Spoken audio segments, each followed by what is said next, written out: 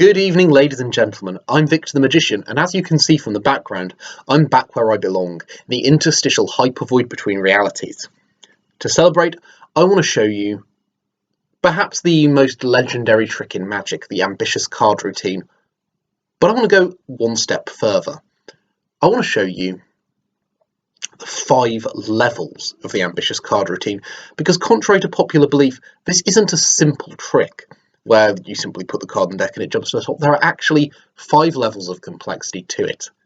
We're going to go through them all right now. Okay, so we've got here a pack of cards. Obviously, in fact, these are our deck of the day, Mystique playing cards. Very beautiful back design, as you can see. Now, for the sake of argument, we're going to assume that the spectator chooses a particular card.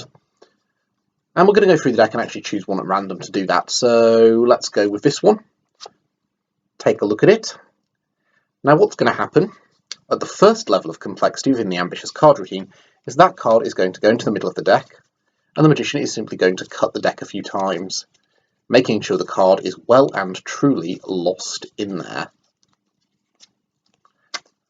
But obviously the card isn't really lost, because as soon as I snap my fingers, or as soon as the magician snaps his fingers, the selected card is back on top of the deck. Now, fairly obviously, that's just card manipulation. That is not necessarily magic at all. That just proves that I can control a deck of cards. Now, at the second level of complexity, at the second level of magic, something a bit different happens.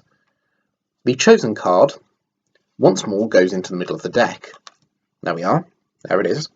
But this time, the magician shows you that there's no duplicates there, and no duplicates there. The only place that card exists is right there in the middle of the deck. Then with a snap of his fingers, or my fingers in this case, once more, top of the deck.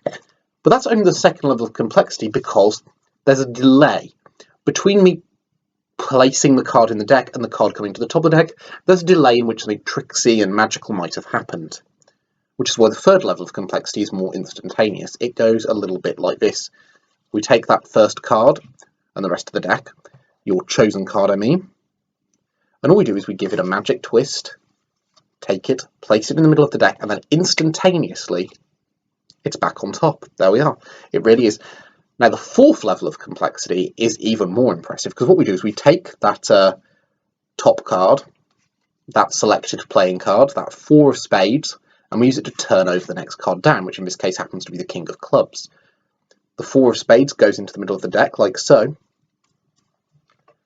And now what happens as I rub the top of the deck, so we're going to leave the king of clubs face up to mark the top of the deck.